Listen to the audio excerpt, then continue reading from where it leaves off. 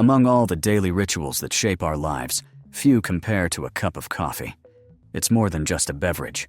It's fuel, comfort, a moment of luxury, or a much-needed boost.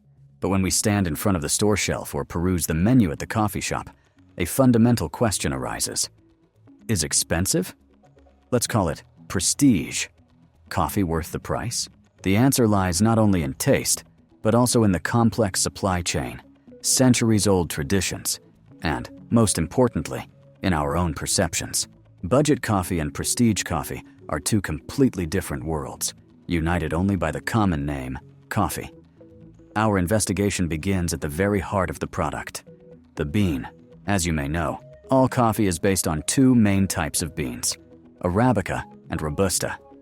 Budget coffee is almost always a blend dominated by Robusta, or low-grade, mass-produced Arabica, often grown on large, high-yielding, but low-altitude plantations.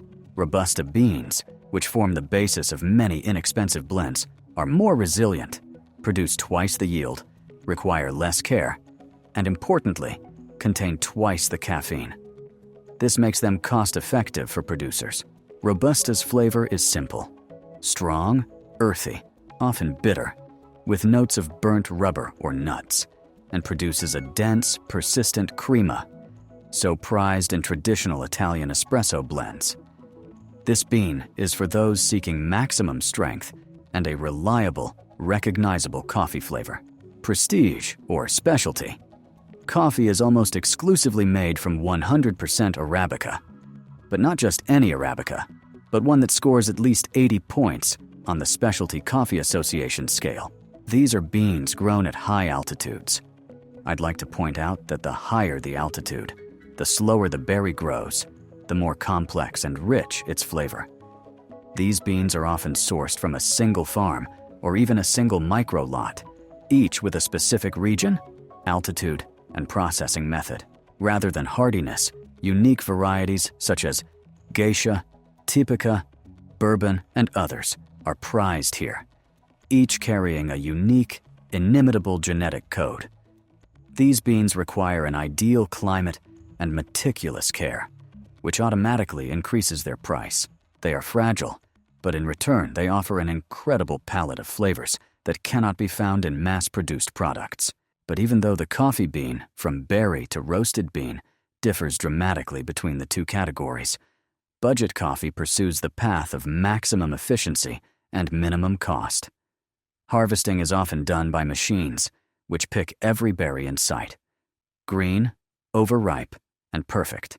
Mixing berries of varying ripeness results in defects and an uneven flavor, but it is the fastest and cheapest method. After harvesting, the beans are most often processed using a dry method, a natural method, over large areas, which saves water but requires less oversight and can lead to mold or wine-like defects. To conceal these defects and ensure consistency of flavor from batch to batch, budget coffee is roasted very dark, often including a French or Italian roast up to the second crack. This process, called carbonation, destroys subtle flavors, but guarantees the bitter, robust, and consistent taste that mass-market consumers expect. However, prestige coffee. This is the opposite. Harvesting is always done by hand, a fascinating process, as the picker picks only perfectly ripe, red berries. It's an incredibly labor-intensive process, requiring high skill levels and increasing labor costs. Processing is chosen based on the desired flavor. The washed method produces a clean, bright, and acidic flavor, while the honey or semi-washed methods add sweetness and body. After processing, the beans are roasted in small, controlled batches by master roasters, often to a light or medium roast. The goal here is not to hide defects, but to fully reveal the unique flavor profile inherent to a particular farm. The roaster acts as an alchemist, knowing precisely how much temperature and time is needed to bring out the notes of jasmine or peach. Furthermore, this segment is dominated by a direct or fair trade system, where the roaster pays the farmer a premium for quality, making the process more sustainable and ethical, but of course, more expensive. But it's also important to remember that there's a price differential between the two categories. which directly reflects differences in production, risk, and ethics.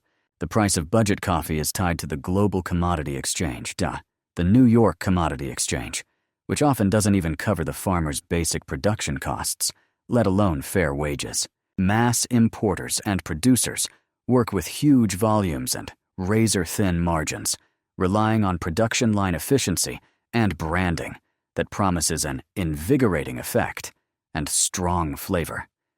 In this segment, the cost of packaging and marketing sometimes exceeds the cost of the beans themselves. The price of prestige coffee is determined entirely differently. It is sold not on the exchange, but directly to buyers at negotiated prices that can be 2 to 10 times higher than the exchange price. The farmer receives a premium for Esseguy quality, which allows them to invest in better working conditions, new processing methods, and more sustainable farming practices. You're paying not just for the beans, but for complete traceability. For example, knowing the specific farm and the farmer's name, the meticulous hand-picking, and the roaster's skill. It's an experience, not just a product. Prestige here is synonymous with quality and transparency. But even if you close your eyes and taste both cups, the difference is palpable. Budget coffee has a consistent, heavy body, high bitterness, and a stable, simple finish. Its flavor profile is easily predictable. Coffee. It's the perfect foil for milk, sugar, and syrups, where it doesn't get lost, confidently fulfilling its function as a morning jolt. It's a drink to be sipped quickly, standing up or on the way to work. Its culture is speed, efficiency, and reliability.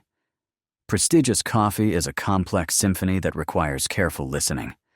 Its aroma can contain notes of bergamot, strawberry, chocolate, red wine, or even black tea. It's characterized by high but pleasant acidity, think citrusy brightness, and a clean finish.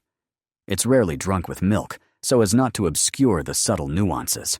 It requires different brewing methods: pour-over, AeroPress, or French press, which reveal its fruity or floral essence rather than a bitter strength. Its culture is a ritual, a savor, a slow process of tasting, during which you analyze how the flavor changes as it cools. I'd also like to point out that even the most expensive beans can be ruined by a poor grind or improper temperature, and vice versa. A good barista can make a budget coffee as delicious as possible. Brewing method is a magnifying glass that either highlights flaws or reveals strengths. When it comes to budget coffee, simple methods like drip coffee makers and in-cup brewing are the most popular. These methods allow for wide variations in water quality and temperature, and dark, consistent beans are very forgiving. Espresso machines, especially in the mass market, are often used to achieve a full body through high pressure and conceal the potential hollowness of cheaper coffee beans, while milk and sugar completely mask any flaws. On the other hand, premium coffees are best expressed in manual brewing methods like the V60, Chemex, or AeroPress. These methods, called filtering, work like a magnifying glass and can separate out oils and solid particles, leaving a clean, clear taste that allows you to experience fruity, floral, and berry notes. However, if you use a budget, heavily roasted bean in a filter, you'll likely end up with an unpleasant, shallow, and bitter drink. If you brew a premium, lightly roasted bean in an espresso machine without careful adjustments, it may turn out too sour and not fully reveal its sweetness. So, we can see that brewing is the bridge between the bean's potential and the final cup, and its choice is key to enjoyment. But the power of marketing and psychology also can't be ignored. When comparing, it often turns out that the average consumer can't accurately distinguish an expensive drink from a cheap one, especially if they are served in identical glassware. This is called the quality placebo effect. Our prestige coffee is accompanied by sophisticated packaging that tells the story of the farmer and the region, and it is sold in minimalist, stylish coffee shops with a certain atmosphere. All of this creates a mindset in the consumer. I'm drinking something special. A higher price is itself a signal of quality, and we expect this coffee to taste better. Conversely, budget coffee is often presented in bright but simple packaging, emphasizing strength and tradition, and our brain automatically lowers expectations. Numerous studies confirm that knowledge of price and brand significantly influences taste perception. Thus, when you buy premium coffee, you're buying not only the finest raw materials and meticulous processing, but also an emotion, a sense of belonging to a culture of connoisseurs, the knowledge that you're supporting ethical production, and most importantly, a heightened expectation of pleasure, which is usually realized. This is part of its value and part of the experience you gain. You might be wondering if prestige coffee is really better. From an objective perspective, really, it's true. It's better in terms of raw materials, better in processing, using hand-picked, controlled methods, and better in ethics. It offers a rich, multifaceted, and complex taste experience that can't be achieved from a mass-produced product. It's luxury based on quality, not just price. But the main thing this comparison showed us is that best coffee is subjective. For someone looking for a quick, strong, and bitter boost to mask the taste of milk and sugar, a budget Robusta might be a more suitable and reliable cup. For a connoisseur who perceives coffee as wine and wants to explore the nuances of the terroir of Ethiopia or Colombia, a prestigious specialty coffee is the only way.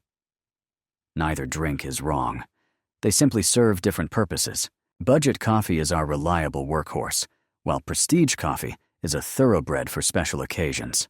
Knowing how they differ in their origins will help you make an informed choice that best suits your taste, your wallet, and your daily ritual.